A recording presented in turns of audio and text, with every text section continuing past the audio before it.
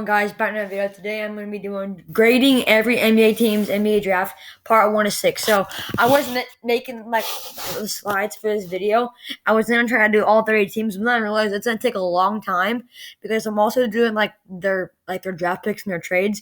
I'm actually not doing the picks, the picks that get traded. I'm not going to do that. I'm not going to incorporate those because there is so many draft picks get traded that it'd be so hard to actually find them all, and it'd take a lot of time.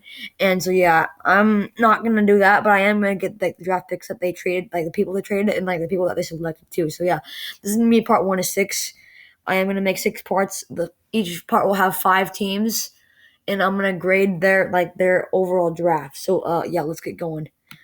With the first team, the Washington Wizards, they traded Russell Westbrook and they required that trade. They required Montrezl Harrell, KCP, and Kyle Kuzma. It's a pretty good trade. They also drafted Corey Kispert, and they got the pick from that draft, which was Isaiah Jackson. In my opinion, that might be a B, maybe even a B plus. Actually, that's actually a pretty good acquirement. Actually, I'm actually gonna give that a B plus, not a B. My bad. Just imagine this being a B plus. That is actually pretty good. Considering that they're giving up Russell Westbrook, I know that Corey Kispert maybe wasn't the best pick that they could have gotten with that, but I still they got decent players like Kyle Kuzma, Montrezl Harrell, KCP. They're decent. If Bradley Beal stays in Washington, they could be a decent team, but I know that Washington's going to make the playoffs next year. But yeah, moving on to the next team with the Dallas Mavericks. I don't think they actually did anything. You can't see this, but I gave them a C minus. They selected and required no one. They didn't have a draft pick, and they traded no one. So Dallas Mavericks, they really didn't do anything, which at the same, it isn't bad. It isn't bad, but at the same time, it isn't good. So I'm going to give it a C minus. Moving on, it could be a C. I feel like that's a little harsh, but I'm just gonna give it a C minus. Moving on, you have the New York Knicks. They traded Kai Jones, Keon Johnson, Jeremiah Robinson Earl, and they selected Quentin Grimes and Jericho Sims.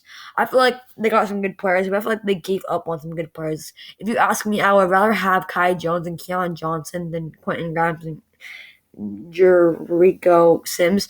So I did give it a B minus, even though it's not that bad. Quentin Grimes is a good player. Jericho Sims is alright, but yeah, still pretty good. And I gave it a B minus. Moving on, you have the Atlanta Hawks. They required Jalen Johnson, and they didn't trade anyone else. I gave the grade a A minus, considering that they had the 20th pick and getting Jalen Johnson that low.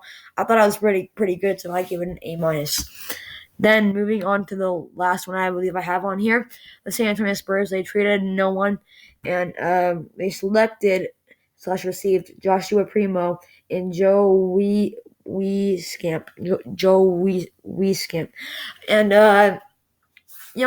it's better than getting nothing. But considering that they could have gotten better players with their picks, especially number 12 and 41 was alright. But considering that they did want Joshua Primo were pretty bad, because they didn't think he would drop all the way to 41, even though they could have just traded up to get Joshua Primo. They took him at 12, and they took Joe Wieskamp at 41.